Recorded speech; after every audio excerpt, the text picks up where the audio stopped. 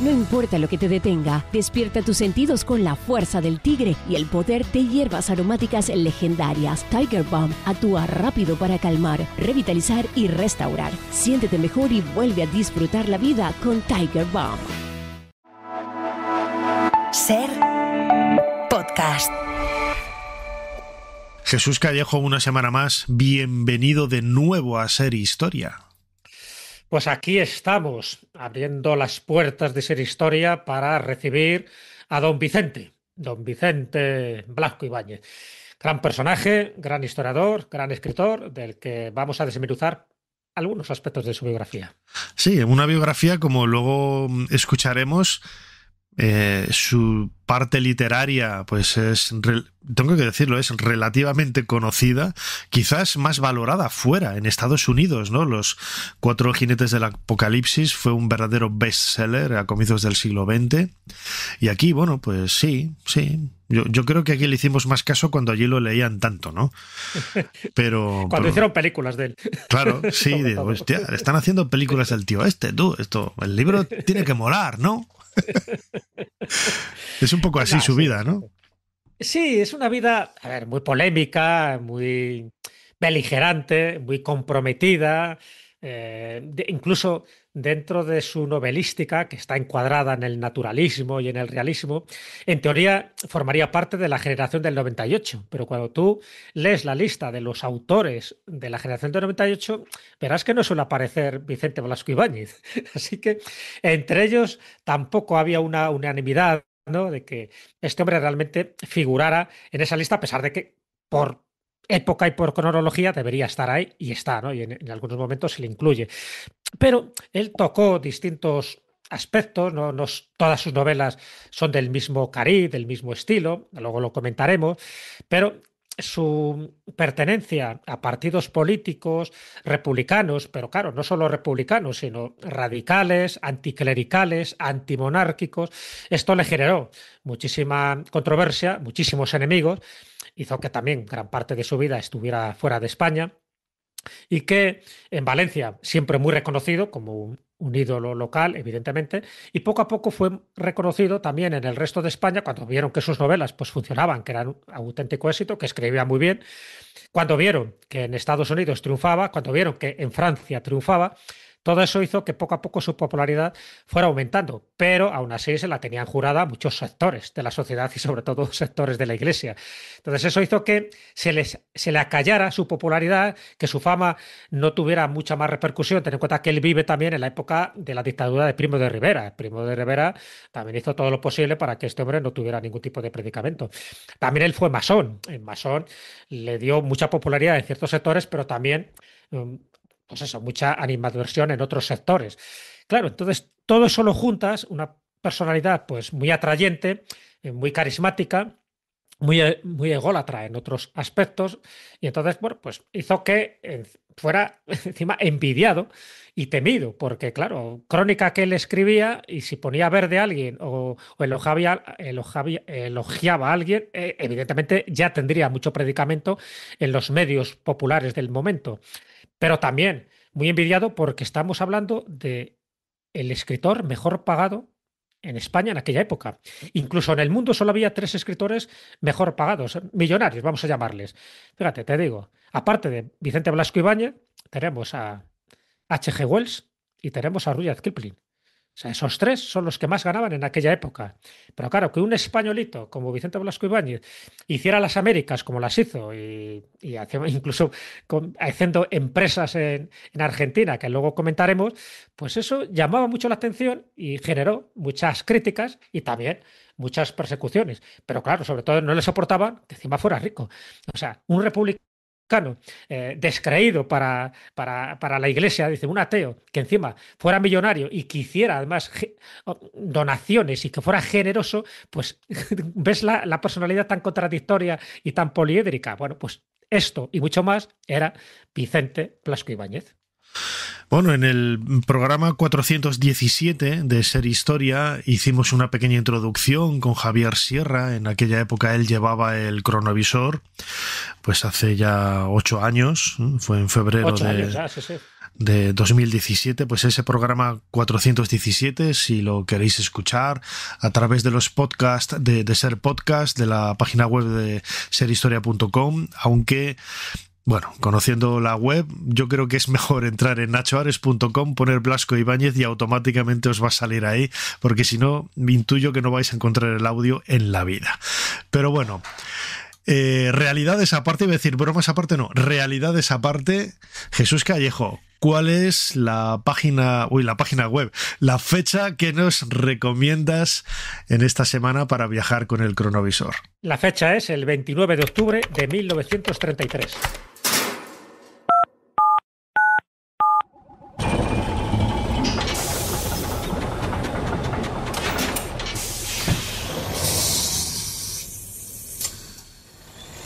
Adelante, pasen. Jesús Callejo les está esperando junto al cronovisor.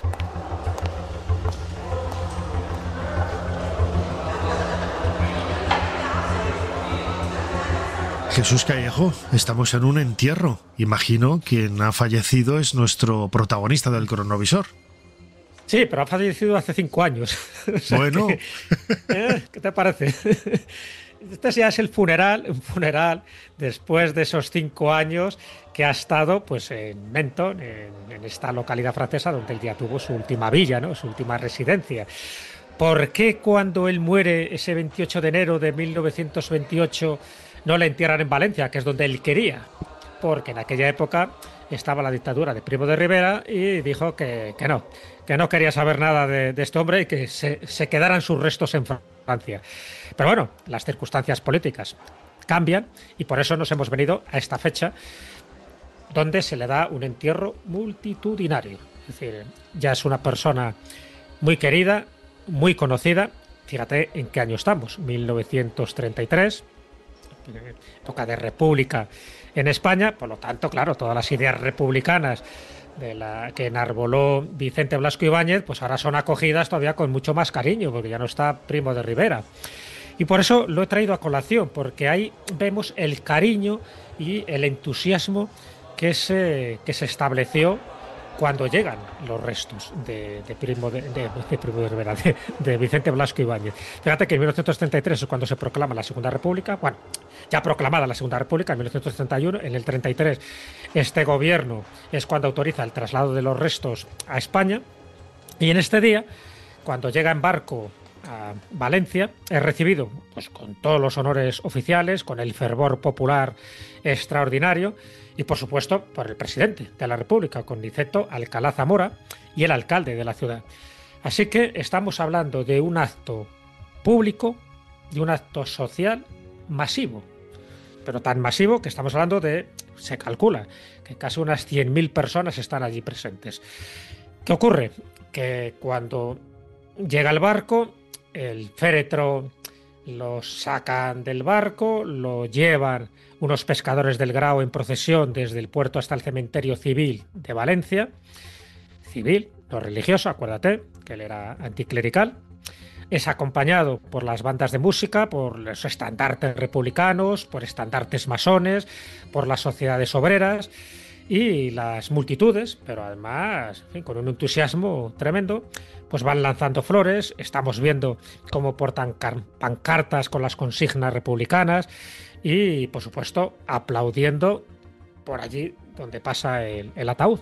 Además, fíjate, la tapa del féretro, que está diseñado por Mariano Benlliure, un gran amigo de don Vicente, se había tallado un libro abierto y además con una leyenda que aparece en ese libro. La leyenda es Los muertos mandan, que corresponde a uno de los títulos, a una de las novelas de sus libros. Bueno, pues está considerado un homenaje no solo a este escritor, que ya digo que ya por entonces tenía una fama tremenda, sino también como un símbolo político, como un símbolo de esa persona irredenta, progresista, que intentó luchar contra tirios y troyanos, contra el establishment establecido, tanto social, religioso de su época, y por lo tanto lo que estaba representando ese féretro, con los restos de don Vicente en el interior del féretro, era a un intelectual, a un anticlerical y a un defensor de las libertades. Claro, en esa época, ya te digo, estamos hablando del año 1933, todo eso se veía perfecto. El problema es años posteriores, donde de nuevo la figura de Vicente pues intentó quedar eclipsada en la época franquista, porque representaba todo lo contrario de lo que representaba el franquismo.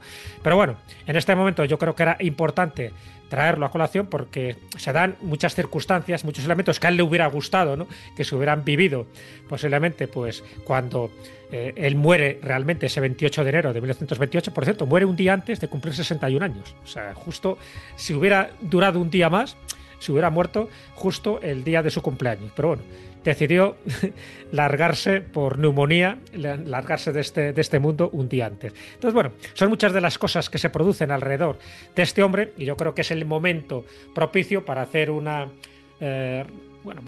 visión retrospectiva de su vida, de su biografía, de sus libros, de sus distintas aventuras empresariales y de los distintos charcos en los que él se fue metiendo a lo largo de estos casi 61 años. Una vida, como vamos a descubrir, fascinante, con obras también increíbles. Recordemos, él nació en el año 1867 en Valencia. Si te parece, Jesús Callejo, vamos a escuchar un fragmento de ese extraordinario programa que comparte con nosotros en esa madrugada de la cultura aquí en la cadena SER nuestro compañero Antonio Martínez. Un libro, una hora, un programa que recomendamos siempre desde aquí, desde SER Historia, en donde dedicó un episodio, precisamente uno de esos espacios, a la figura de Vicente Blasco Ibáñez. Vamos a escucharlo. Vicente Blasco Ibáñez es uno de los grandes escritores españoles de finales del XIX y principios del XX. Tuvo una fama extraordinaria, sobre todo en Estados Unidos, donde las productoras cinematográficas se lo disputaban. Pero sobre todo, fue un hombre comprometido con la justicia social y con las clases más desfavorecidas. Blasco Ibáñez nace en Valencia el 29 de enero de 1867, cerca del Mercado Central de Valencia, en el número 8 de la calle de la Jabonería Nueva. Pero sus padres, Gaspar y Ramona, procedían de Aragón. Mucha gente buscaba una vida mejor en tierras valencianas y de ahí esa emigración, y eso es algo que estará presente en toda su obra. Sus padres son propietarios de una tienda de comestibles, un establecimiento con sacos de arroz, azúcar y otras cosas. Esa misma calle está llena de zapateros, drogueros y tenderos de paños. Vicente es criado en el ambiente del comercio valenciano al que está vinculado su padre y desde niño presencia la situación política convulsa del país. Aunque solo tiene un año cuando tiene lugar la Revolución del 68 o la sublevación republicana de los federales en Valencia en el año 69, se empapa de cuestiones políticas desde pequeño. En el 71 tiene lugar la llegada de Amadeo y en el 73 se proclama la República cuando Vicente Blasco Ibáñez tiene 6 años. Él mismo recuerda una barricada levantada en su calle durante la rebelión cantonal. El primer libro que leí fue la historia de los girondinos de Lamartine y luego Los Miserables de Víctor Hugo. Esto marca su intención de escritor revolucionario, como señala el historiador Ramiro Rech. Vicente Blasco Ibáñez es un ávido lector desde pequeño. Durante su juventud está muy ligado al famoso editor y escritor aragonés Mariano de Cabrerizo, que le inculcó el afán por la literatura, especialmente por autores románticos como Manzoni o Lamartine. En el pensamiento de Blasco Ibáñez se nota la influencia política de la Renacença valenciana, el movimiento cultural y literario que surge a finales del XIX y del cual Constantí Llombart es uno de sus grandes exponentes, que hará del joven Blasco Ibáñez su heredero literario. Hay rastros de su juventud en muchas de sus novelas, pero tal vez uno de los personajes que recuerda más a ese Vicente Blasco Ibáñez joven es Rafael Brull, el protagonista de Entre Naranjos, que también es un apasionado de la literatura.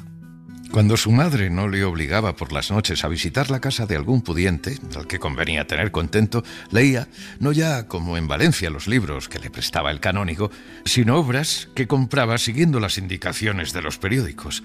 Volúmenes que respetaba su madre con la santa veneración que la inspiraba el papel cosido y encuadernado, solo comparable al desprecio que sentía por los periódicos, dedicados casi todos ellos a insultar las cosas santas y favorecer los instintos de la pillería.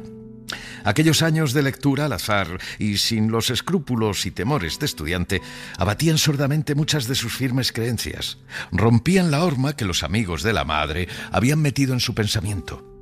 Le hacían soñar con una vida grande de la que no tenían ni noticias los que le rodeaban.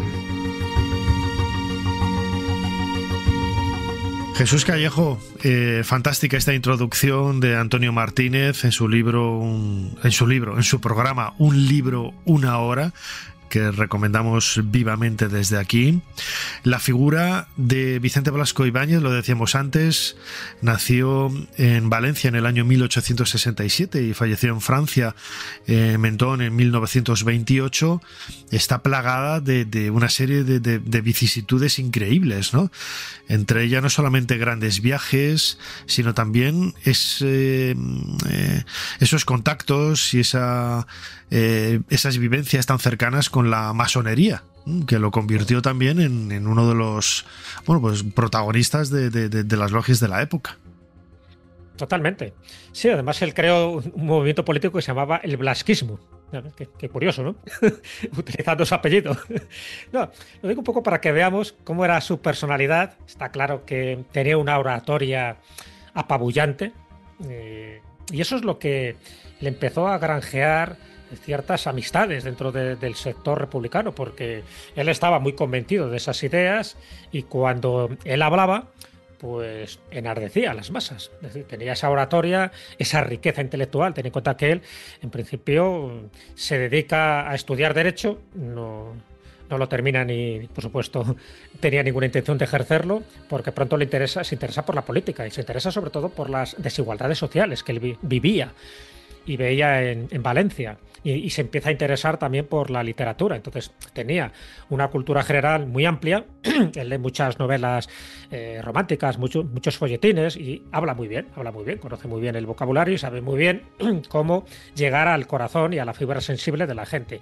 Y claro, tenía un caldo de cultivo perfecto, ¿no? Que eran esas desigualdades sociales que él veía en Valencia, hasta el punto de que él funda El Pueblo, ese periódico donde empieza a difundir sus ideas republicanas y anticlericales, y a partir de ahí es donde se crea toda esa atmósfera que alimenta futuras novelas, por ejemplo, Arroz y Tartana, que está centrada precisamente en esa vida burguesa valenciana en contraposición a la otra idea del labrador y del arrocero.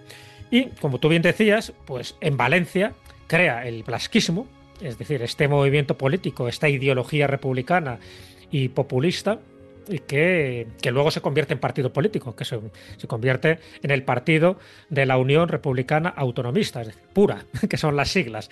Y, por supuesto, pues con escisiones y con gente que estaba a favor o en contra de las ideas dentro del republicanismo, porque, como ves, había distintos sectores y distintas ramas.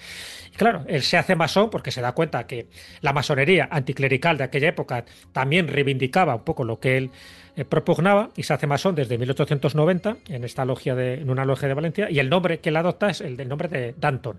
¿Por qué? Porque George Danton fue uno de los adalides, ¿no?, de los líderes de la primera República Francesa, cuando se genera toda la Revolución Francesa, y uno de los líderes que también fue cuestionado hasta el punto de que murió guillotinado. Bueno, pues su nombre de guerra en esta logia masónica era Danton.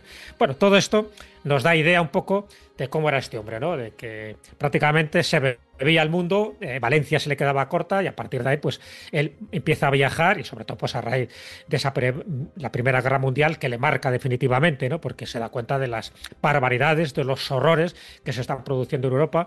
Él es cuando se va a Francia, de ahí es donde surge una de sus principales novelas, Los Cuatro Jinetes del Apocalipsis, que luego lo comentamos si quieres, pero como características, como curiosidades suyas, te comento, por ejemplo, es uno de los primeros que empieza a utilizar la máquina de escribir, cuando por entonces todo el mundo, ¿no?, escribía a mano y era más complicado porque luego había que transcribirlo y tal. Él empieza a utilizar la máquina de escribir y además escribe con mucha rapidez. Él se le atribuyen ahí unas más o menos 60 obras que él escribió, de las cuales 50 prácticamente son novelas. Hay otras obras que son de viajes, ¿no?, porque él viajó mucho y, por supuesto, escribió sus diarios de viaje. Todo eso hizo que escribiera, pues eso, con una rapidez inusitada, porque no solo son las novelas, son los miles de artículos que publicó. Por ejemplo, en El Pueblo se sabe que llegó a publicar más de 1000 artículos dentro de las gacetillas, ¿no?, que él también hacía. Y otra de las cosas curiosas, para que veamos también un poco su personalidad, él potenció una de las máquinas de coser más famosas que había en aquella época, que era Singer, pero lo hizo de una forma muy singular, porque él iba con su esposa, con la que tuvo 4 hijos, que por cierto a todos los hijos les puso nombres así como muy libertarios, y además muy wagnerianos, porque le encantaba la música de Wagner. Dice que fue a una tienda porque él tenía los pantalones siempre desgastados, había que coserlos y recoserlos, y entonces por entonces la máquina Singer en una de las tiendas de Valencia pues es la que estaba haciendo furor. Entonces él entra allí y pide el precio de la máquina de coser, le dan una cantidad que él considera que es excesiva y él dice: yo soy un escritor, soy muy conocido aquí en Valencia, yo si queréis en mi periódico os hago propaganda siempre y cuando me la regaléis. Y los de Singer dicen: pues no te la vamos a regalar. Y entonces había otra tienda al lado que era las máquinas de coser White, y empieza a hacer elogios de las máquinas de coser White, de tal manera que todo el mundo compraba las White y no las Singer, y la Singer al final le llama y dice: oye, que te la regalamos, pero haznos propaganda a nosotros. Y no solo hace propaganda en Valencia de las máquinas Singer, sino también en Chicago cuando hace su aventura americana, y también en Argentina cuando se va también a crear colonias en Argentina.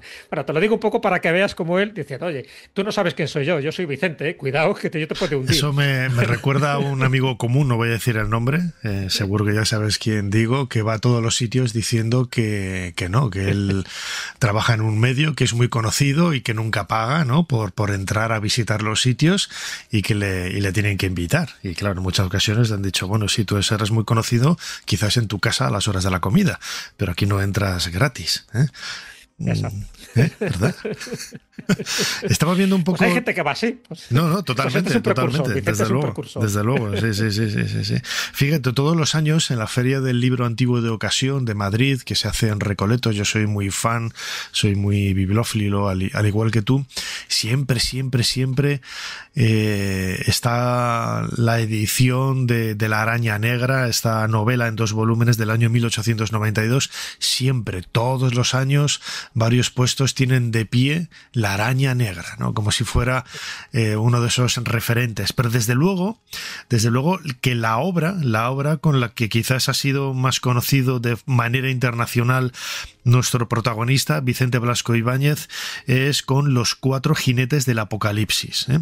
Si te parece, vamos a escuchar un nuevo fragmento de ese programa Un libro, una hora, programa de esta casa, de la cadena SER, en donde nuestro compañero Antonio Martínez habla precisamente de esta genial obra de Blasco Ibáñez. En verano de 1914 estalla la Primera Guerra Mundial y Blasco Ibáñez empieza a publicar grandes reportajes mientras comienza a escribir la novela que le catapulta a la fama mundial y le hace definitivamente rico, Los 4 jinetes del Apocalipsis. Con ella abre un nuevo ciclo en su producción literaria en torno a la contienda bélica, constituido por Los 4 jinetes del Apocalipsis en 1916, Mare Nostrum en 1918 y Los enemigos de la mujer en 1919. Los 4 jinetes del Apocalipsis es un novelón. Este es su brillante arranque. Debían encontrarse a las 5 de la tarde en el pequeño jardín de la capilla expiatoria. Pero Julio Desnoyers llegó media hora antes, con la impaciencia del enamorado que cree adelantar el momento de la cita, presentándose con anticipación. Al pasar la verja por el Boulevard Haussmann, se dio cuenta repentinamente de que en París el mes de julio pertenece al verano.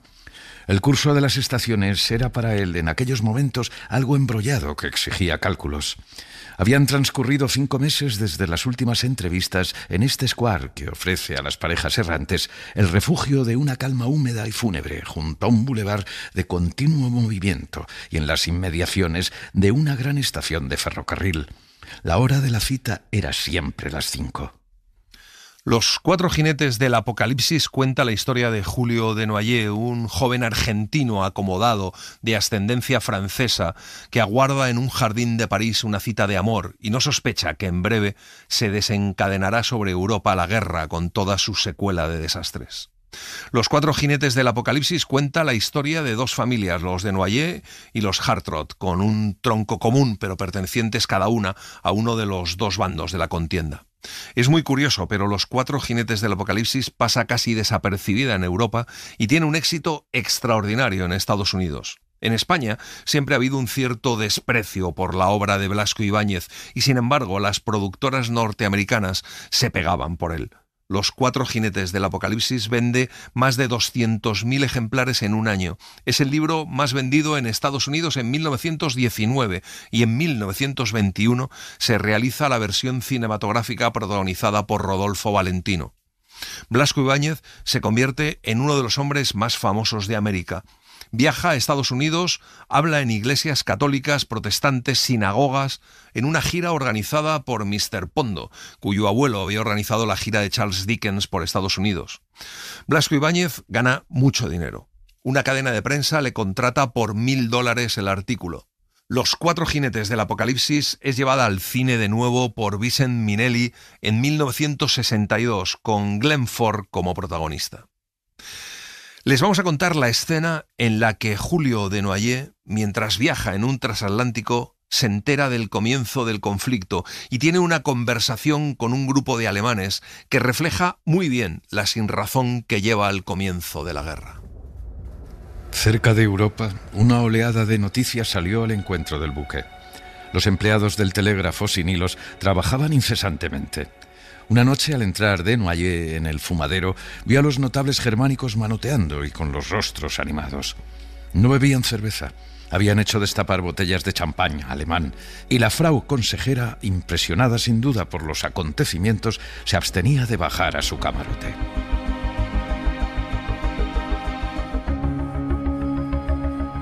Jesús, hay mucha gente que conoce a Blasco Ibáñez por la película. Una película... si la novela es de comienzos del siglo XX, la verdad es que la película, que se hizo casi 30 años después, bueno, pues es un poco sorprendente, ¿no? Que conozcamos a Blasco Ibáñez por la película, ¿no? Sí, por la película. Bueno, luego se hicieron 2 versiones de esa película, ¿no? La primera, la más reciente, que fue la de 1922, me parece que fue. Con la novela, la novela es de 1916, claro, publicada en Valencia. Sí.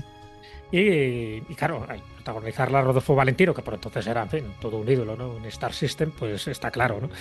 Y... De 1921 es la película. 21, sí. La película del 22 sí. Es otra novela que se hace de Blasco Ibáñez, que es Sangre y Arena, que también la protagoniza Rodolfo Valentino. Sí. Los 4 jinetes del Apocalipsis del 21 y Sangre y Arena se hace un año después también con Rodolfo Valentino. Pero de los 4 jinetes del Apocalipsis, lo que la mayoría recuerda es la versión que hizo Vicente Minnelli en el año 1962. ¿Vale?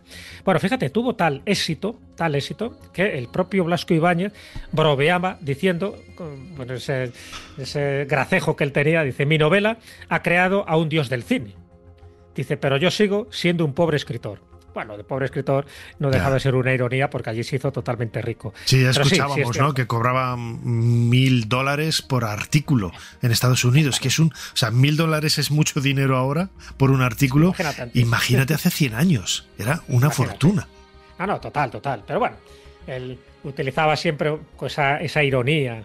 Cuando hablabas de La Araña Negra, sabes que La Araña Negra tuvo tanto éxito en su momento, es una obra anterior, de 1892, porque era un alegato contra los jesuitas. O sea, que él tenía una manía en general a la Iglesia, pero en particular a los jesuitas.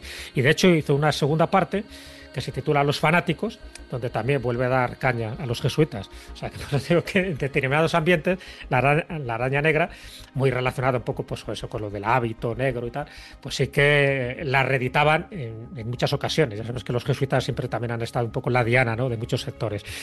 Bueno, pues efectivamente, Blasco Ibáñez empieza... Ya era conocido anteriormente, lo que pasa es que es verdad que su aventura americana, pues ya sabes cómo son los americanos. Todo lo pontifican, o bien te crucifican o te elevan a los altares, ¿no? Y en este caso le elevaron a los altares porque vieron que sus ideas correspondían muy bien con aquella época.